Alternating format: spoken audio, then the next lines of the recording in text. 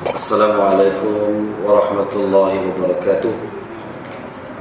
Alhamdulillahi rabbil alamin. Wa bihi nasta'in ala umuri dunya waddin.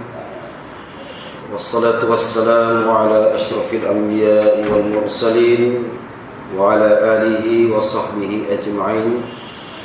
Subhanaka la ilma lana illa ma 'allamtana innaka antal alimul hakim. لا حول ولا قوة إلا بالله العلي العظيم. أما بعد فإن أصدق الحديث كتاب الله وخير الهدي هدي محمد صلى الله عليه وسلم وشر الأمور محدثاتها وكل محدثة بدعة وكل بدعة ضلالة وكل ضلالة في النار. Yang saya hormati Tuan Pengerusi Surau, Barisan Ahli Jawatan Kuasa Surau, tuan-tuan, ustaz-ustaz, muslimin muslimat yang dirahmati Allah Subhanahu wa taala. Kita merafakkan berbanyak kesyukuran kepada Allah dipertemukan lagi pada malam ini, berkumpul bersama-sama menunaikan solat fardu maghrib berjamaah. Mudah-mudahan Allah Ta'ala berikan kekuatan kepada kita untuk terus beramal, menegakkan sunnah baginda sallallahu alaihi wasallam. Tuan-tuan, malam ini kita baca surah An-Nisa. Kita dah masuk surah An-Nisa ayat 144 hingga 147. Firman Allah Ta'ala, A'udzu billahi minasy syaithanir rajim. Bismillahirrahmanirrahim. Ya ayyuhalladzina amanu la tattakhidhul kafirina awliya'a min dunil mu'minin. Aturiduna an taj'alu lillahi 'alaikum sultanan mubina. Innal munafiqina fid darkil asfali minan nar walan tajida lahum nasira illa alladhina tabu wa aslahu wa i'tasamu billah wa akhlasu dinahum lillah fa ulaika ma'al mu'minin wa sawfa yu'tillahu al-mu'minina ajran 'azima. Ma yaf'alu Allahu bi'adabikum in syakartum wa amantum wa kana Allahu syakiran alima. Wahai orang-orang yang beriman, jangan kamu menjadikan orang-orang yang kafir itu sebagai wali selain daripada orang-orang yang beriman. Adakah kamu nak menjadikan bagi Allah Ta'ala satu hujah yang terang untuk Allah Ta'ala menyiksa kamu? Sesungguhnya orang-orang munafik itu tempatnya di bawah dasar api neraka. Kamu sekali-kali tidak akan mendapat satu pertolongan pun pada mereka, kecuali orang-orang yang bertaubat dan memperbaiki amalan mereka dan berpegang dengan tali Allah dan mengikhlaskan diri mereka dalam beragama kepada Allah. Mereka itulah orang-orang yang bersama-sama, orang bersama dengan orang-orang yang beriman, dan Allah Ta'ala akan memberikan ganjaran kepada orang-orang yang beriman dengan ganjaran yang besar. Adakah Allah Ta'ala mengazab kamu sekiranya kamu orang yang bersyukur dan beriman? Adalah Allah Ta'ala itu maha mensyukuri dan maha mengetahui. Muslimin muslimat yang dirahmati Allah, satu hari kisah seorang Bani Israel, ini saya ambil dalam kitab Ihya Ulumuddin karangan Imam Ghazali rahimahullahu ta'ala.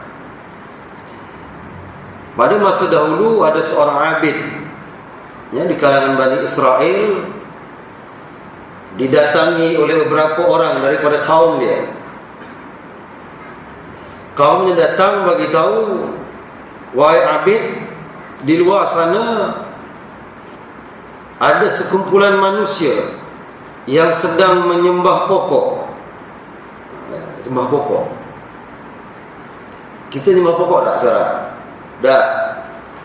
Orang azan kita basuh kereta, nyembah kereta lah tu. Sama aja. Yang itu terang lah. Allah Akbar, Allah azan, dia lap kereta lagi. Itu nyembah kereta. Orang azan makcik sembahyang kan, dia siram pokok bunga lagi. Tu nyembah pokok bunga. Hati-hati. Bahaya. Maka Abid ni tuan-tuan memanglah terkenal dengan sifat dia yang warak. Ya, jaga agama sungguh. Pantang bagi dia dengar perkara-perkara maksiat ni. Apatah lagi sampai melakukan perkara syirik begini. Maka Abid ni pun bila dengar gitu, dia ambil kapak. Dia ambil kapak, dia nak tebang pokok tu. Dia pun pergi cepat. Di pertengahan jalan tuan-tuan, ditahan dia oleh syaitan.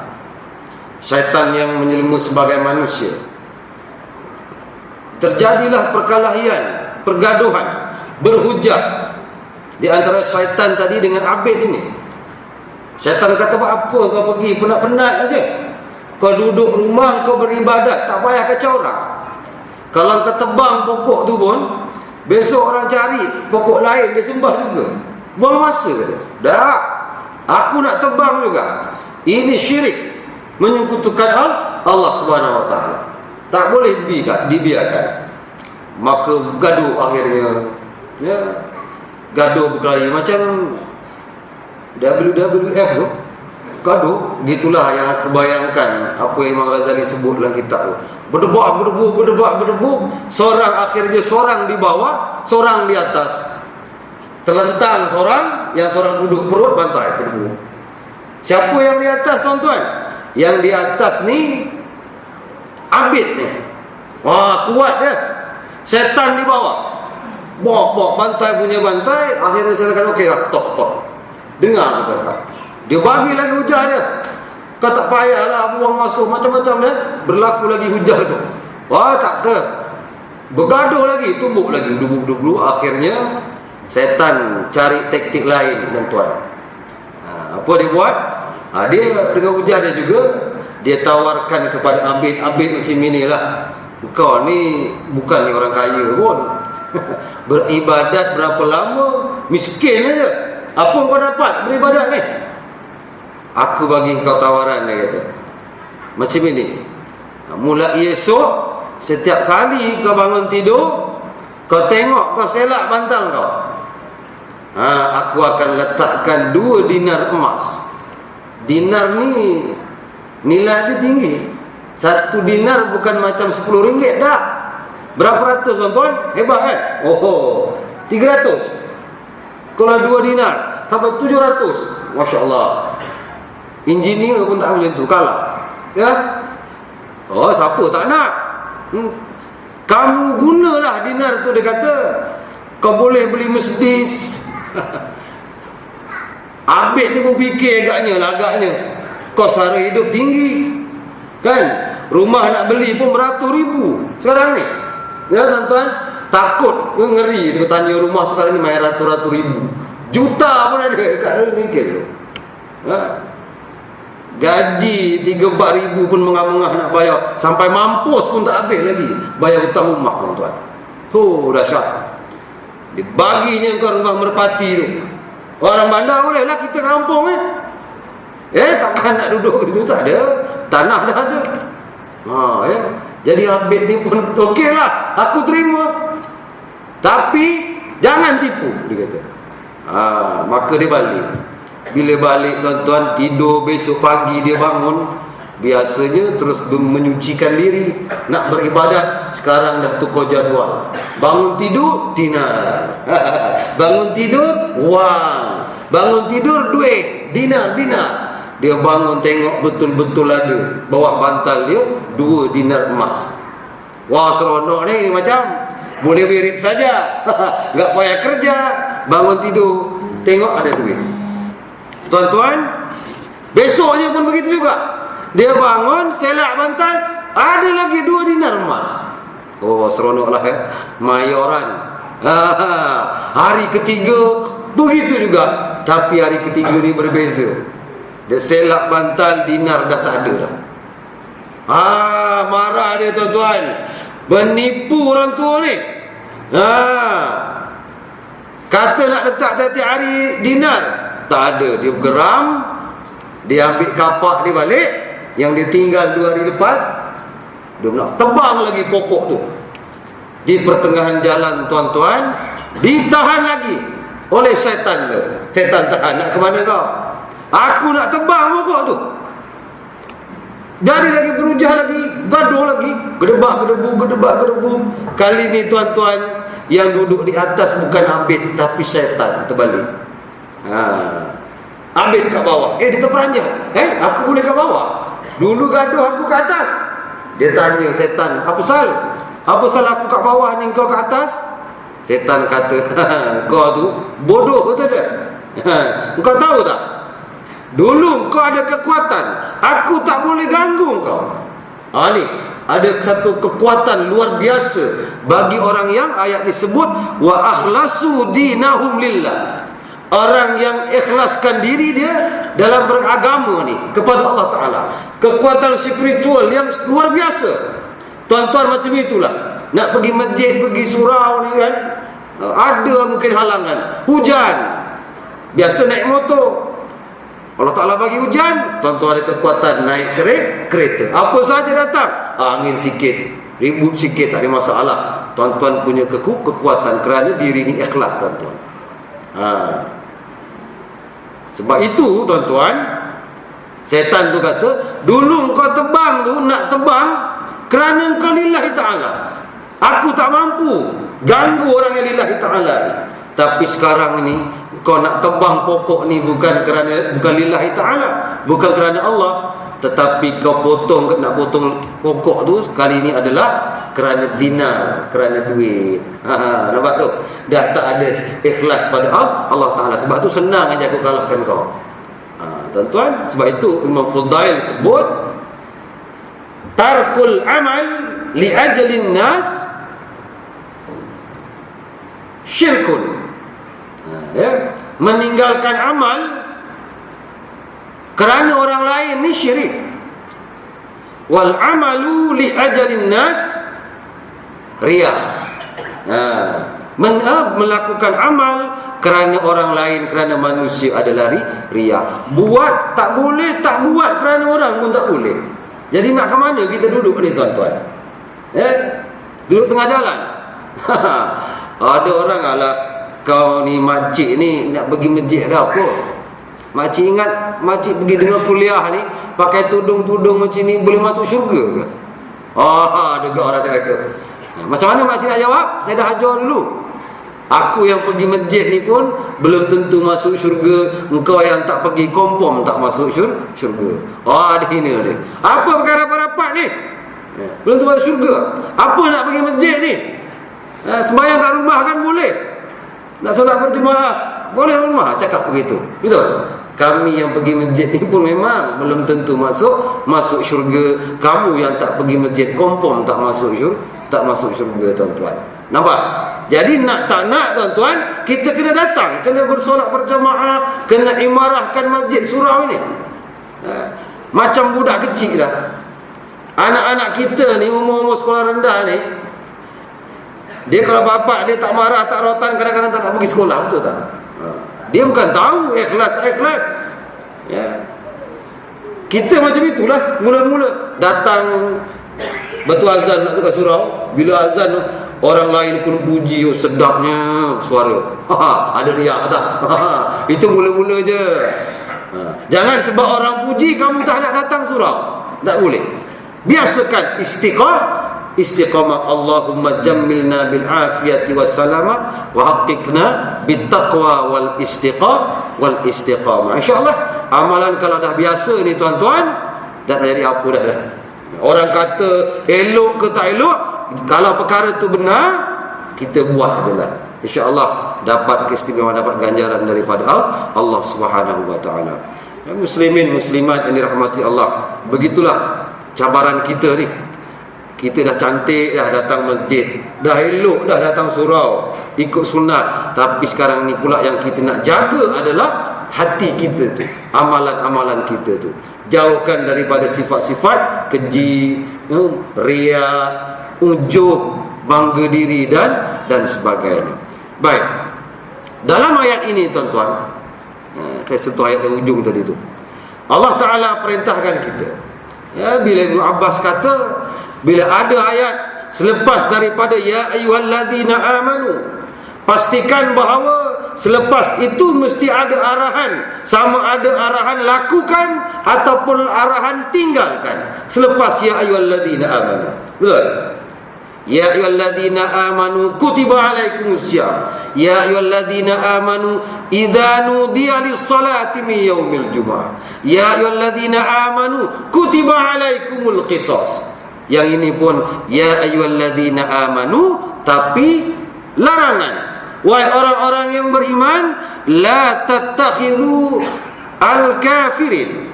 Jangan kamu mengambil, jangan kamu jadikan, jangan kamu lantik orang-orang yang kafir. Orang yang kafir ni sebenarnya umum. Kafir ni Islam pun ada kafir, betul tak?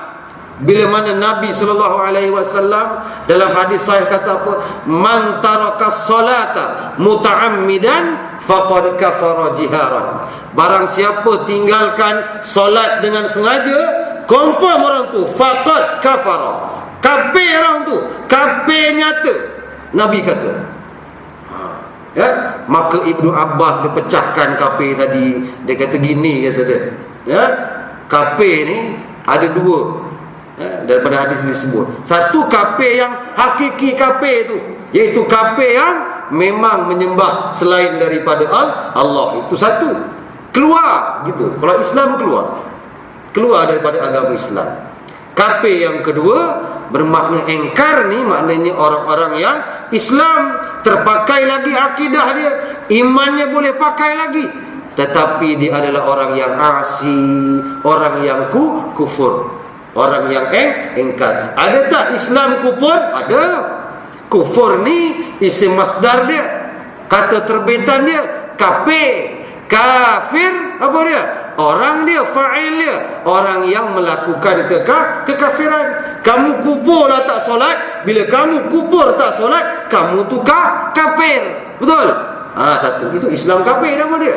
Tapi tak boleh, perkataan ni tak boleh guna untuk orang Islam. Dia lempang je kita. Kau tak sembahyang, kafir kau. Kita, makna kita kafir ni maknanya orang yang ingkar, tuan-tuan. Jadi Allah Ta'ala arahkan di sini dua jenis manusia ni lah.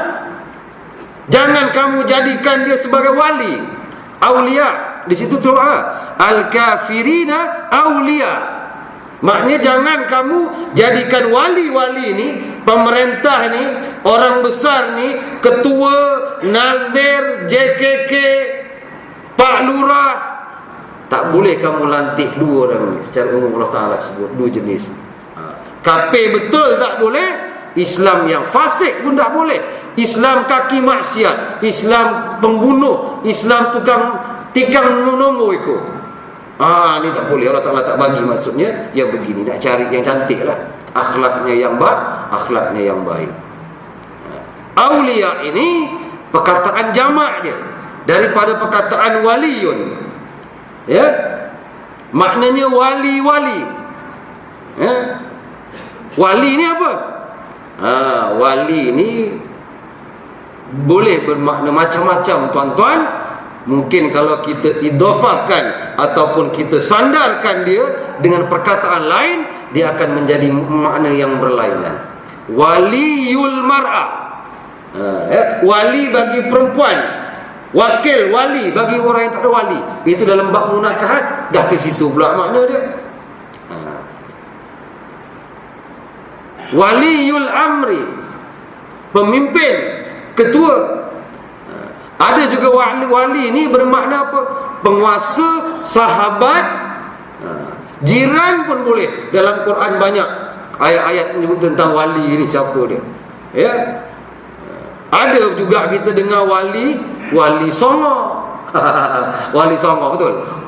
Disandarkan dengan songo. Tapi itu tak adalah dalam kitab tu. Tapi cerita wali songo ni ada.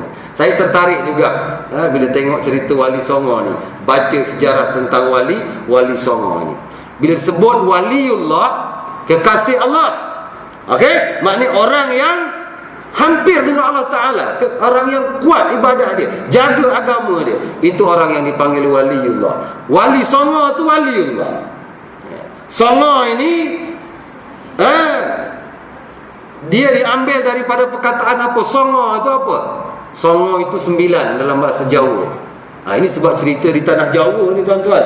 Sebab itu wali songo maknanya wali 9. Ada makna songo tu asalnya perkataan sana, baik, mulia, daripada Arab dijawakan. Jadi wali-wali yang baik. Dan makna songo tu juga wali songo dalam sejarah juga menceritakan bahawa ianya merupakan satu majlis persidangan para wali yang 9 itu, yang diketuai oleh dia ada sunan-sunan kan, 9 orang wali ni. Sunan Gresik nama dia. Dia ada 9. Sunan Gresik, Sunan Kalijaga, Sunan Kudus, Sunan Ampel, Sunan Bonang, Sunan apa lagi? Sunan Darjat, ada 9. Dan mengikut ceritanya bahawa 2-3 orang daripada wali songo ini tuan-tuan, mereka ni adalah keturunan daripada Nabi sallallahu alaihi wasallam yang ke-12 dan ke-13. Maknanya hebat. Kita kalau boleh tengok YouTube tu ada lagi cerita tu, tapi dah macam traktor Ultraman lah. Boom sono, terbang sana. Wallahu alam, kita tak jumpa, tapi sejarah menceritakan situ betapa hebat ni wali songo ini. Mereka bukan saja membetulkan akidah, pengabdian tu dibetulkan, menyembah Allah Ta'ala, bahkan mereka bawa berbagai manifestasi. Sama, bukan saja kata ibadah, dia bawa juga dalam sosial dia, perubahan sosial mereka, cara bekerja, bercucuk tanam dan sebagainya. Dia punya, dalam cerita ni mereka punya karamah ni kemuliaan lah yang Allah Ta'ala berikan kepada para wali dia. Kalau Nabi apa tuan-tuan? Kalau Nabi kita panggil mukjizat, betul? Kalau orang biasa selain Nabi ni dipanggil karamah. Kata jalan atas air lah, Allah alam, itu cerita je. Tapi itulah di antara kehebatan jasa-jasa mereka ni, para wali songo tu. Sebab itu tercatat dalam sejarah tuan-tuan. Baik, saya sebut tadi waliul amr. Waliul amr ini ayat ini dah tuan-tuan, di antara banyak-banyak ayat dalam Quran yang Allah Ta'ala ajar kita bagaimana kita nak melantik pemimpin. Dalam contohnya isu Menteri Besar Selangor. Isu ni, ini negeri kita kan. Kita ni tak ada menteri. Tadi saya baru jumpa Menteri Besar. Ada ke jumpa orang sini tadi? Ada wakil tadi pergi Masjid Shah Alam. Ada wakil? Tak boleh je? Ada. Saya jumpa Tan Sri Khalid Ibrahim, jumpa Jamil Khair daripada pusat tadi dah kerajaan negeri. Jumpa ada multaqa, pertemuan dengan pak imam ni, saja sembah je. Pukul 11:30 dah habis dah, kejap je. Tuan-tuan, ni isu ni sekarang. Bagaimana kita nak selesaikan isu ni? Kita dengar macam-macam lah. Tak boleh perempuan ni jadi MB ni. Bengong kita jadi ni. Macam-macam lah kita lihat. Jadi Islam itu ada panduan dia. Di satu tahun Sempang 3 nak pergi production tu di Pekan Sepang tu. Kan? Di situ ada kain rentang. Tapi sekarang ni dah ada banner, satu banner dah saya ingat dah dicabut, dah diambil oleh Majlis Perbandaran Sepang, saya ingat. Apa terkait? Kalau siapa pergi sana nampak tu, kami mau ikut hukum syarak, betul tak Ji? Siapa yang nampak dulu? Kami tak mau perempuan jadi menteri besar. Ni nampak ni. Nampak. Satu cetusan sebenarnya. Benda ni tuan-tuan nak dibawa dalam persidangan ke, kadang-kadang asalnya daripada kecil. Benda yang tuan-tuan sembang di kedai minum itulah kadang-kadang jadi besar, akhirnya terpaksa buat satu keputusan di atas tadi. Tu bagus juga kadang-kadang orang bawah ni kan. Kita pun tengok, oh bagus ni orang Sepang, tapi tak tahu apa siapa. Orang Kota Warisan pun buat. Wallahu alam. Tak tahu. Tulisan pakai, saya ingat dia pakai spray je, pakai tangan itu. Bukan itu. Ni. Dan jumpa juga orang yang berhujah dia. Memang, ya. Bagi mereka yang tak setuju dengan perempuan ni, Yusuf Qaradawi kata perempuan ataupun lelaki tidak jadi masalah dalam nanti jadi pemerintah ini, sehingga ke wilayatul uzma, maknanya Perdana Menteri sekalipun. Yusuf Qaradawi dalam kitab dia tentang rujuk min fiqhid daulah fil Islam. Ni Yusuf Qaradawi ni bukan calon-calon orang, tuan-tuan. Orang nombor 1 kat dunia ni, betul tak? Pengerusi Persatuan Ulama Sedunia, orang nombor 1. Kata dia lah sekarang tu, dia tu mujadid. Kita boleh kata dia mujtahid, reformer, mujadid. Hebat orang dia. Dan kita juga bangga sebenarnya. Ada juga orang Malaysia ni yang dilantik orang nombor 2, betul? Ya, nombor 3. Nombor 3. Naib Persatuan apa? Kursi Persatuan Ulama Sudir ni, Tuan Guru Haji Abdul Hadi Awang. Tak kira lah siapa, menunjukkan bahawa kita ni tidak ketandusan ilmuwan, tuan-tuan.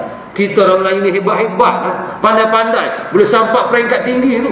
Berapa ramai lagi lebay Arab tu, tok mufti, pak kiai-kiai hebat, ulama-ulama hebat, tapi orang kita diambil jadi satu wakil. Maknanya ada diberi kepercayaan, mereka percaya dengan keilmuan kita ni, tuan-tuan.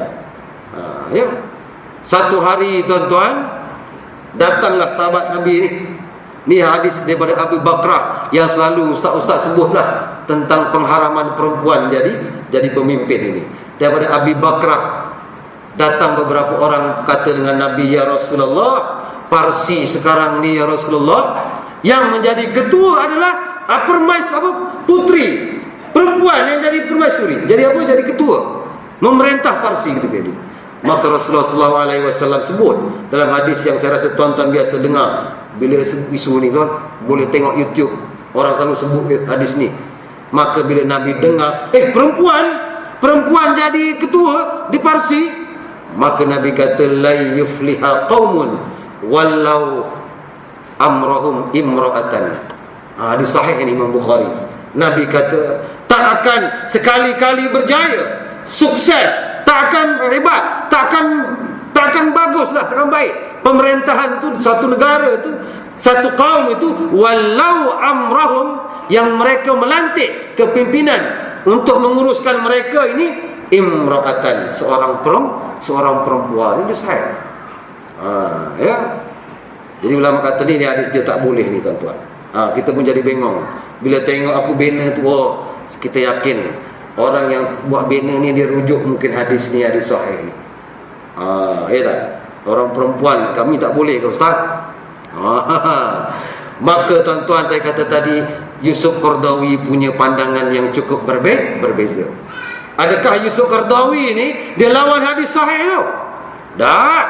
Sebab itu dia kata tadi perkara furu', perkara cabang yang masih lagi boleh diperbincangkan, boleh diperhujahkan.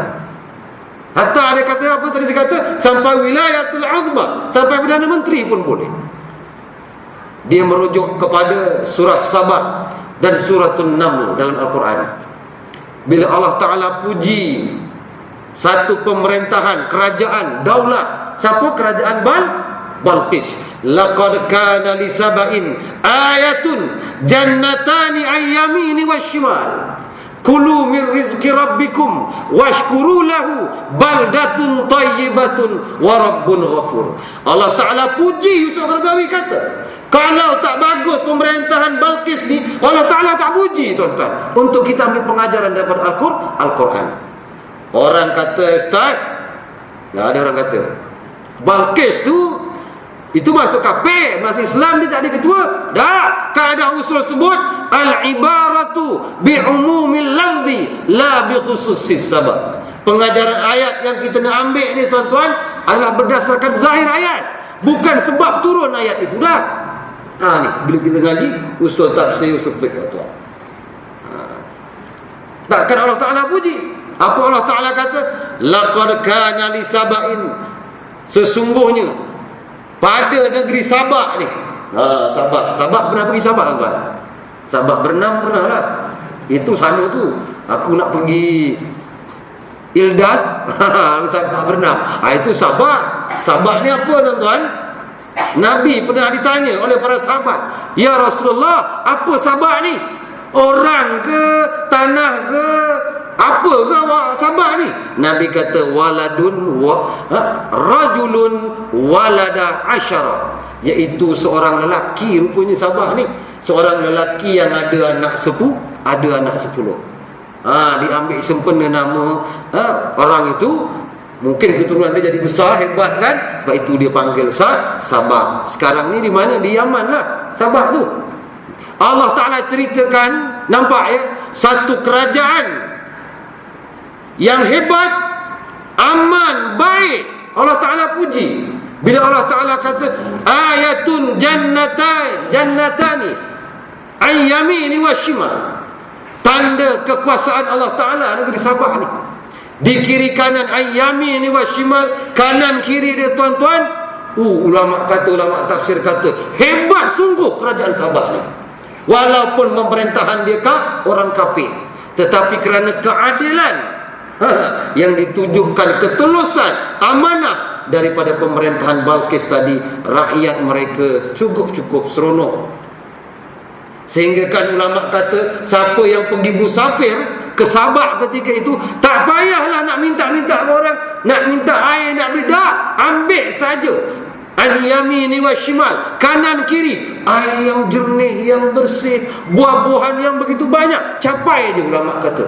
Sampai Allah Ta'ala puji kerajaan Sabah ni.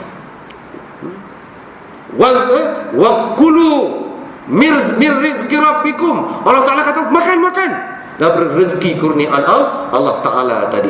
Washkuru lahu, bersyukurlah kamu, berterima kasihlah kamu kepada Allah. Baldatun tayyibatun wa rabbun ghafur, negeri yang baik kan? Ayat biasa kita dengar ni kan, ayat ni cerita pasal negeri Sabah, negara yang baik, aman, mendapat keampunan daripada Allah Subhanahu wa ta'ala tuan-tuan. Sebab bila kita cerita kisah Balqis, kita terabur ayat ni. Kenapa ya Allah Ta'ala cerita Balqis, cerita juga dikaitkan dengan Nabi Sulaiman alaihissalam? Kenapa? Sebab Allah Ta'ala nak bagi contoh kepada kita. Dua kedaulat, dua kerajaan. Yang satu kerajaan dia, kerajaan hebat, besar kerajaan dia, yang memerintah orang beriman. Betul. Satu lagi kerajaan yang hebat juga, tetapi pemerintahan dia kafir.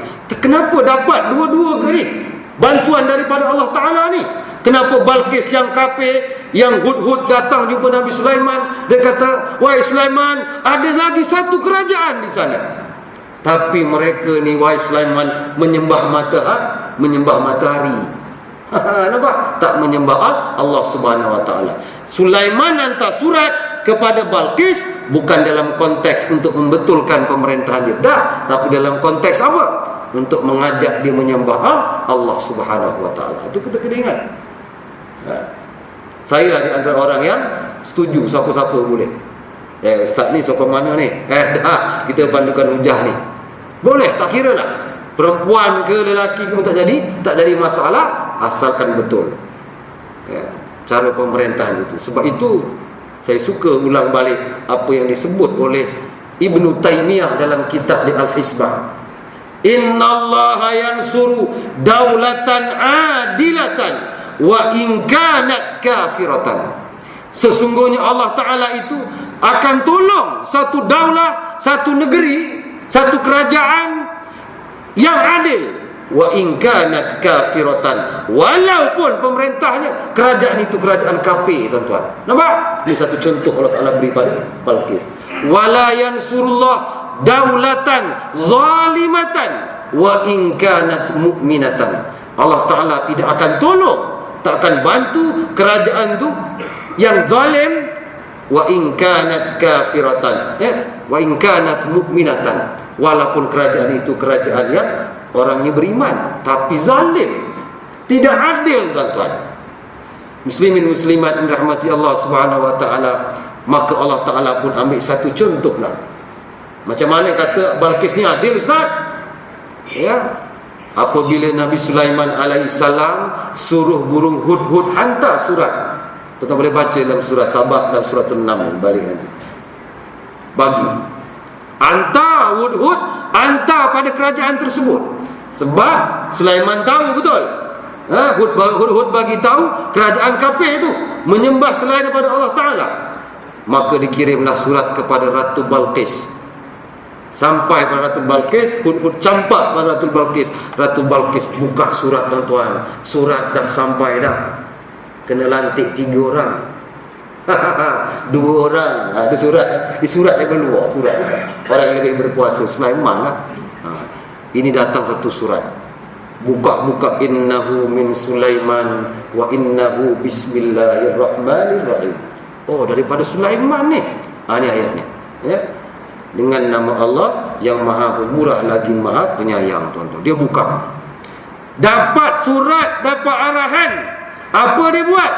Balqis buat keputusan sendiri ke? Tengok cantiknya Balqis ni. Beradab dia. Walaupun dia kafir, dia buat syura juga. Dia panggil dalam surah 6 tu, qalat ya ayyuhal mala'u aftuni fi amri. Wahai pemuka-muka, wahai exco-exco, mari sini. Wahai AJK masjid, mari sini. Ni Nazir kan, dia buat dapat arahan daripada pejabat agama. Pejabat agama kata sekian-kian. Adakah Nazir adabnya boleh buat keputusan sendiri, tuan-tuan? Boleh ya? Tak boleh, tak ada adab. Lepas tu bagi pula tampal kat tepi. Orang tanya pada AJK lain, tanya Pak Imam, ni apa keputusan Ustaz? Entah, saya tak tahulah.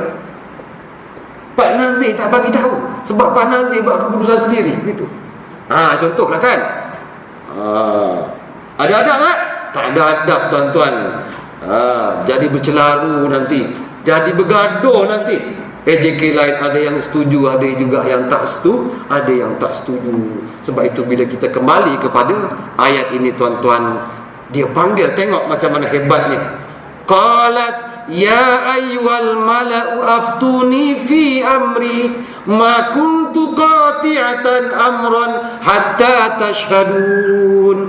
Aku ni, kau tahu tak, aku tidak akan buat keputusan qati'atan amran, dia kata, hatta tashhadun, sehingga kamu sama-sama menjadi saksi, kamu bagi pendapat kepada aku dulu, baru aku buat keputusan. Cantik kan, tuan? Diamalkan sistem syura dalam pemerintahan kita. Kita walaupun demokrasi ini macam-macam jenis demokrasi, tuan-tuan. Demokrasi ada ala Amerika, demokrasi Malaysia. Dan kalau demokrasi itu bertepatan caranya dengan agama, ya, kita ada ikut sistem syura. Meeting, betul tak? Meeting kita. Nak satu keputusan, kumpul exco, ya. JKK dengan ahli jawatan kuasa dia, masjid dengan ahli jawatan kuasa dia, itu syura, disyurakan dulu. Ini adalah keputusan yang paling tinggi. Ya, tuan-tuan muslimin muslimat yang dirahmati Allah Subhanahu wa taala. Maka mereka berkata, qalu nahnu ulu quwwatin wa ulu ba'sin syadid wal amru ilaik fanzuri madza ta'murin. Nampak? Suka, tuan-tuan, barisan AJK bila dia dipanggil betul bagi pendapat dia. Kita ni memang satu jamaah yang kuat. InsyaAllah kita ada kekuatan. Dan kami serahkanlah kepada kamu, wahai Balqis, untuk buat keputusan. Setelah apa?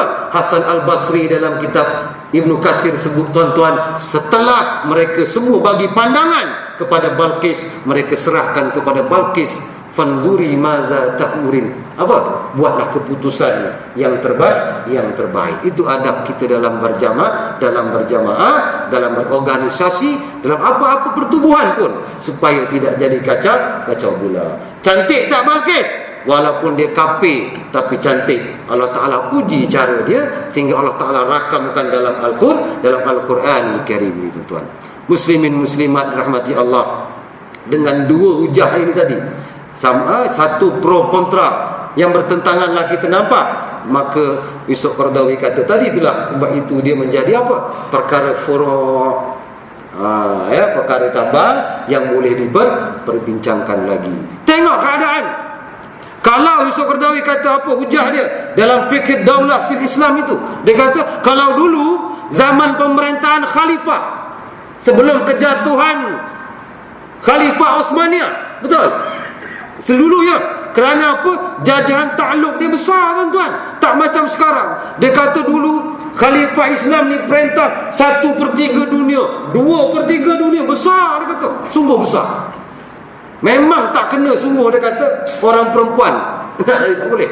Nanti nak nyusukan anak lagi, kejap beranak lagi, kejap datang bulan lagi, nak pergi sana sini, tak lasak tu. Kalau sekarang Yusuf Qaradawi kata tak apa, dah ada masalah, pergi sana naik apa, pergi China naik MH370, pergi Rusia boleh naik M17, tak ada masalah. Cepat tak? Cepat. Sebab itu tuan-tuan, Yusuf Qaradawi bagi syarat dia lagi. Dan sebelum itu apa lagi hujah dia? Dia kata hujah dia, kaedah usul sebut apa? Al-adatu muhakkamatun. Adat itu boleh jadi pemutus, tuan-tuan. Boleh jadi tentukan sebagai hukum dia. Apa maknanya? Adat zaman sekarang ni, kebiasaan dia, perempuan dah tak macam dulu, betul tak? Tapak dia tinggi, laju dah. Perempuan dah jadi CEO, perempuan jadi governor bank negara, perempuan dah ada jadi menteri pun. Perempuan bijak-bijak. Kalau di universiti sekarang, perempuan ni lebih ramai kan daripada lelaki. Itu dia kata tak jadi masalah. Dan dia bagi syarat. Apa syarat dia, tuan-tuan? Syarat dia di antara Yusuf Qaradawi kata, boleh perempuan tadi dengan hujah-hujah tadi, tapi juga ditambah dengan syarat-syarat ini, dia kata. Apa dia? Iaitu yang pertama, perempuan tersebut mesti umurnya 45 tahun ke atas. Dia bagi syarat. Kenapa umur 30 tak boleh, makcik? Tak boleh. 30 tengah tak boleh. Tak ada masa kau nak pergi beranak kan, tengah sedap beranak tu 20-an, umur berapa? Umur 30 jadi MBO, tak boleh. Nanti nak rasmikan dalam masjid lagi masalah, betul? Masjid panggil siapa? Panggil MB, suruh sampaikan hadiah bulan puasa ni. Kat mana? Dekat masjid. Tunggu MB tak datang. Kenapa? MB-nya datang bulan. Masalah tak? Masalah. Cerdiknya, cantik ni fikiran ulama ni, tuan-tuan. Yusuf Qaradawi ni mesti 45 tahun. Biasa 45 tahun beranak lagi tak? Tak beranak, jarang orang beranak lagi. Malah mungkin ada yang dah menopause. Dah menopause lagi senang, betul tak? Boleh je beribadat, tak jadi masalah. Kalau umur 30 ni jadi nak nyusukan anak pula rapat-rapat, nanti belum bapaknya nak netek kan. mak insya-Allah. Nampak tu? Itu sebab cantiknya fikiran ulama ni, tuan-tuan. Dia tahu 45 tahun ke atas. Dan syarat ni lagi apa? Mesti menjaga kehormatan sebagai seorang perempuan. Tutup aurat. Jaga kehormatan diri sebagai seorang perempuan. Jaga adab. Walaupun tidak diiringi dengan suami sekalipun, tapi mesti ada orang-orang yang boleh diberikan kepercayaan. Saya kiaskan orang naik haji dah, tuan-tuan. Betul? Orang naik haji. Dulu kita naik haji, duit dah cukup, tapi 20,000 je. Seorang lagi boleh pergi, betul? Isteri tak boleh pergi. Kita mampu lah, pergilah. Sekarang ni ada duit 20,000 juga, isteri belum pergi. Takkan kita nak naik lagi, isteri belum pergi? Kita tak pergi tak apalah, Minah kau pergilah. Pergi dengan kakak kau tu, okey? Ataupun kawan-kawan yang boleh beri kepercayaan tadi. Begitu juga. Sebab tu dia kata kena jaga tindak tanduk sebagai seorang perempuan ni. Sebab orang perempuan ni bila dia atas tu, dia menjadi tumpuan manusia. Perempuan ni cantik. Ya, perempuan ni cantik. Allah Ta'ala ceritakan dia cantik. Sebab itu banyaklah sebenarnya karinah-karinah dia. Sebab-sebab dia kadang-kadang jadi halangan dan sebagainya. Ya, kumbang sentiasa nak hinggat aja kan. Tengok ni. Bahaya tuan-tuan. Dan dia tambah lagi syarat dia apa? Mestilah wajib mendapat keizinan daripada suami. Itu dia syarat dia. Kalau nak jadi boleh. Kalau suami kata tak boleh, maka tak boleh jadi menteri besar. Bagilah orang lain kan. Lelaki pun ramai kan. Cuma pada saya lah, tak tahulah tuan-tuan, melalui hujah-hujah ini, dan saya berpeganglah dengan apa yang disebutkan oleh Yusuf Qaradawi itu, maka tidak ada masalah sama ada nak jadi menteri besar kita ni akan datang lelaki ataupun perempuan. Ini dari segi hukum saya sebut tuan-tuan. Tuan-tuan jangan pesongkan dari yang sekarang ni berlaku dah. Maknanya bila-bila keadaan ni, hukum ni begitulah. Kalau saya tujukan pada isu sekarang, tentu tuan-tuan kata aku ni ustaz ni sokong sini ni. Betul? Gitu. Ini bila-bila masa saja. Dan memanglah tuan-tuan, nak jadi pemimpin ini kita ni memang banyak cabaran lah. Kena kritik, kena komen, bukan sekadar itu ya, kena baling, kena toman dan sebagainya. Itu biasalah kita sebagai pemimpin, sebagai ketua, sebagai kerajaan tuan-tuan. Begitulah, memang dah ada contoh dulu pun begitu tuan-tuan.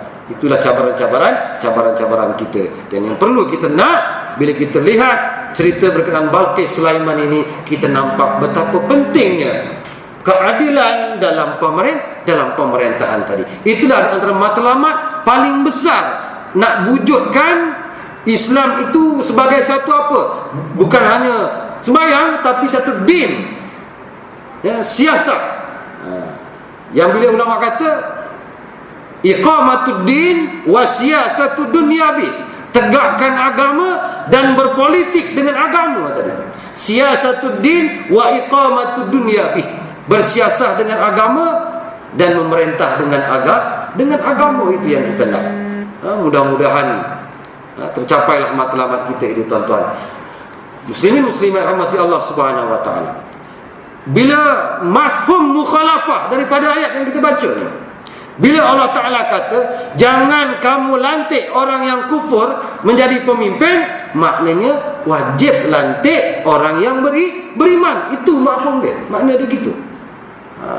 Sebab itu dalam melantik pemimpin ni, tanggungjawab kita dalam sistem kita ni menjadi mengundi ni hukumnya wajib. Itu sebab aturiduna an taj'alu lillahi alaikum sultanan mubina. Adakah kamu nak jadikan sebab Allah Ta'ala nak siksa kamu kerana kamu melantik orang yang tidak layak ni tuan-tuan. Ini kena jaga-jaga juga. Sebab tu Allah Ta'ala sambung, innal munafiqina fid darkil asfali minan nar. Kenapa Allah Ta'ala kaitkan sifat munafik ni?